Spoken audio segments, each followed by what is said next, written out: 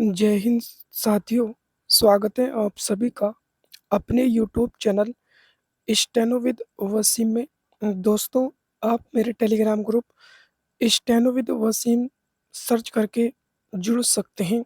वहां पर आपको महत्वपूर्ण शब्दों की आउटलाइन दी जाती है। आज प्रतिलेखन संख्या 65 और 66 का डिक्टेशन दिया जा रहा है। बहुत ध्यान से आपको लिखना है। चलिए स्टार्ट करते हैं। 5 सेकंड बाद। स्पीड 80 शब्द प्रति मिनट। Ready, start. अध्यक्ष महोदय, सूचना मंत्रालय एक ऐसा मंत्रालय है जिसके कामों के संबंध में यह कहा जा सकता है कि बहुत कम आलोचना की गुंजाइश है। इसके कामों में सामान्य रूप से यह देखा गया है कि सभी स्थानों पर प्रगति हुई है। जहाँ जहाँ कुछ कमजोरियां हैं उनको सुधारा जा सकता है। इसलिए सबसे पहले मैं आकाशवाणी के संबंध में कुछ कहना चाहता हूँ। यह बात सच है कि आकाशवाणी ने परिस्थितियों के अनुकूल अपने को परिवर्तित किया है। जब हमारे देश पर संकट आया तो इस विभाग ने डटकर उसका सामना किया और परिस्थितियों के अनुसार अपने प्रसारणों को बढ़ाया। लेकिन मुझे दुख के साथ कहना पड़ता है कि इसकी भाषा नीति में अभी तक कोई परिवर्तन नहीं आ पाया है। Para change. इस मंत्रालय का एक महत्वपूर्ण विभाग पत्र सूचना कार्यालय है, जिसके द्वारा सभी सरकारी सूचनाएं अखबारों के द्वारा जनता तक पहुंचती हैं। अभी तक हमारे इस मंत्रालय का यह दृष्टिकोण रहा है कि इस देश की भाषा अंग्रेजी है और सब काम अंग्रेजी भाषा के माध्यम से होना चाहिए।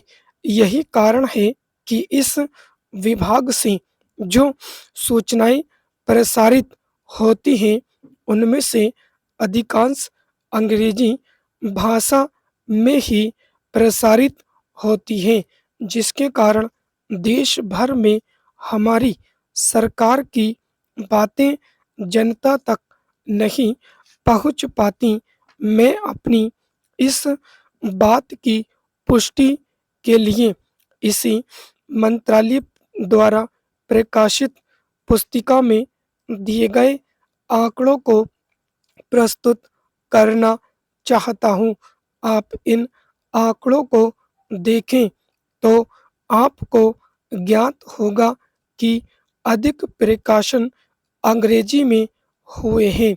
हिंदी या अन्य क्षेत्रीय भाषाओं के प्रकाशनों की संख्या बहुत कम है, जबकि इस देश में अंग्रेजी जानने वालों की संख्या 2% से अधिक नहीं है।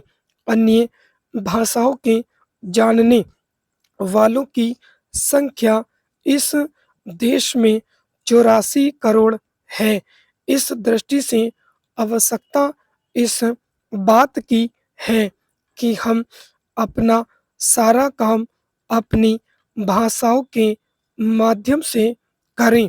अभी कई माननीय सदस्यों ने अपने विचार व्यक्त करते हुए कहा कि 1965 से हमारे देश की मुख्य भाषा हिंदी हो गई है और अंग्रेजी केवल सहभाषा के रूप में है। लेकिन फिर भी अधिकांश काम आज भी अंग्रेजी में होता है। मैं चाहता हूं कि आप ऐसे कदम उठाएं कि देश भर में हिंदी के माध्यम के द्वारा यह कार्य सुचारू रूप से चलने लगे। जो आंकड़े हमें दिए गए हैं उनमें बताया गया है कि पत्र सूचना कार्यालय के हिंदी विभाग में अपर्याप्त कर्मचारी हैं। पैराचेंज। अध्यक्ष महोदय, मैं मंत्री महोदय को बतलाना चाहता हूँ कि कुछ वर्ष पूर्व इस विभाग में अपर्याप्त कर्मचारी थे। इस दृष्टि से इस विभाग में हिंदी के काम में कोई प्रगति नहीं हुई। अध्यक्ष महोदय, आपके लोकसभा सचिवालय में हिंदी के काम में काफी प्रगति हुई है। इस सामान्य लोकसभा की कार्यवाही दोनों भाषाओं में चल रही है, लेकिन अगर इस काम में हमारा सूचना मंत्रालय अपनी भाषा नीति के कारण पिछड़ा रहा तो यह बड़े दुख की बात होगी। पैराचेंज।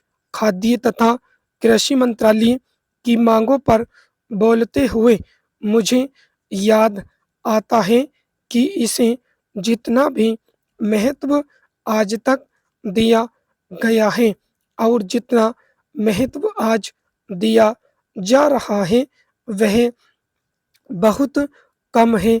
अभी अंतर्राष्ट्रीय व्यापार पर बोलते हुए व्यापार मंत्री ने बताया था कि निर्यात की आमदनी में कृषि का कितना महत्वपूर्ण योगदान रहा है। उन्होंने बताया था कि 70% निर्यात कृषि की वस्तुओं का हो रहा है और उसी के द्वारा हमें इतनी आमदनी हो रही है।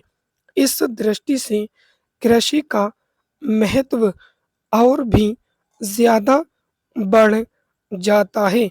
उन्होंने यह भी बताया था कि यदि कृषि उत्पादन केवल 5% और बढ़ जाए तो निर्यात से हम 100 करोड़ रुपए के लगभग अपनी आमदनी को और ज्यादा बढ़ा सकते हैं। इतना महत्व इसका होने के बावजूद भी मुझे बड़ा खेद है और सचमुच यह बड़े दुख की बात है कि आप कृषि के ऊपर जिसमें 100 करोड़ रुपया कमाने की क्षमता है 1 करोड़ रुपया भी खर्च करने के लिए तैयार नहीं है। मैं तो यहाँ तक कहूँगा कि जिसे हम औद्योगिक उत्पादन मानते हैं उस प्रकार का उत्पादन आज भी हमारे देश में नहीं हो रहा है। वास्तव में उत्पादन केवल कृषि से हो सकता है क्योंकि कृषि वस्तुओं में उत्पादन आपके दूसरे औद्योगिक संस्थान चलते हैं। यदि रुई देश में पैदा न हो तो कपड़ा कैसे बन सकता है? यदि मूंगफली देश में पैदा न हो तो वनस्पति घी देश में पैदा नहीं हो सकता। इसलिए हमारा सारा उत्पादन कृषि वस्तुओं पर ही निर्भर है। इसी तरह से खनिज पदार्थों की स्थिति है। यदि खनिज पदार्थ निकालने पर ज्यादा जोर दिया जाए तो उससे न केवल उत्पादन बढ़ेगा, हमारे उद्योगों को काम मिलेगा, बल्कि विदेशी मुद्रा भी बहुत बड़ी मात्रा में कमाई जा सकती है। हमारे देश में हर प्रकार की वस्तुओं का बहुत बड़ा भंडार हमारी भूमि में स्टॉक। दोस्तों, डिक्टेशन पसंद आए तो लाइक, शेयर और सब्सक्राइब करें ताकि सभी तक नोटिफिकेशन पहुंच सके।